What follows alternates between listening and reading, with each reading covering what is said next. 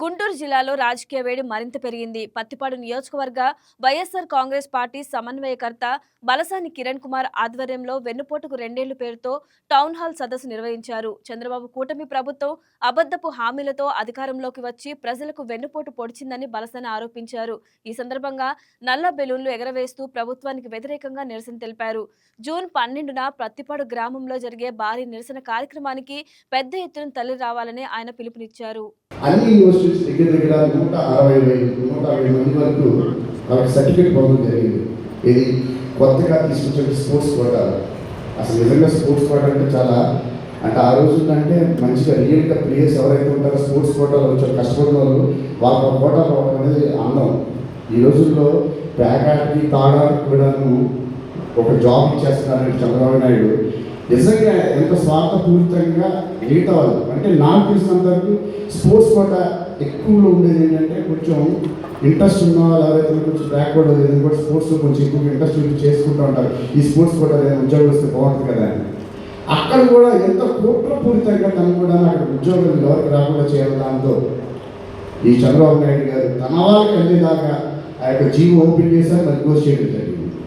So ఎక్కువ విషయాలు అంటే ఇప్పుడు చూడాలి ఖోఖో కాకుండా చూడాలి ఖోఖోకి వచ్చేసేమో మన కూనాలి కుమార్ గారు దాన్ని మన చైర్మన్ ఉన్నారు.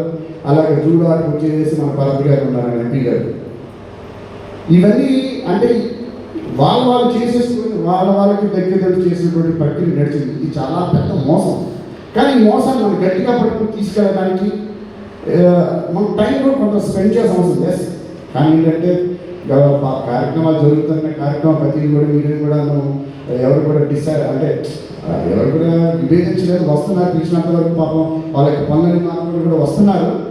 But I appreciate that. But ఇంకా కూడా రానున్న రోజులు ఎందుకంటే ఇలా సార్తో మాట్లాడినప్పుడు ముందుగా లోకల్ బాడీ ఎలక్షన్స్ కూడా ఉంటాయి అన్నీ ఉంటాయి కాబట్టి కష్టమైనా సరే తప్పదు. మనం జగన్మోహన్ రెడ్డి గారిని ఒకసారి గెలిపించుకున్న తర్వాత 100% మనకు అందరికీ కూడా న్యాయం జరుగుతుందని ఆల్రెడీ మన నాయకుడికి చెప్పాడు. కాబట్టి మీరందరూ కూడా కొంచెం సమయం వెచ్చించి సీరియస్గా ఉండి మన వైఎస్ జగన్మోహన్ రెడ్డి గారిని ఎలా గెలుచుకోవడానికి ఏమి చేయాలనే దాని మీద ప్రతి ఒక్కరు కూడా కృషి చేయాలని మనస్ఫూర్తిగా కోరుకుంటున్నాను.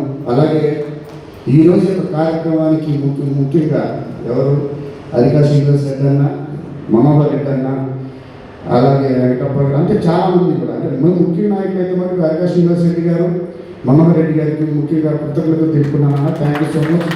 మీరు బాగా ఆర్గనైజ్ చేశారు.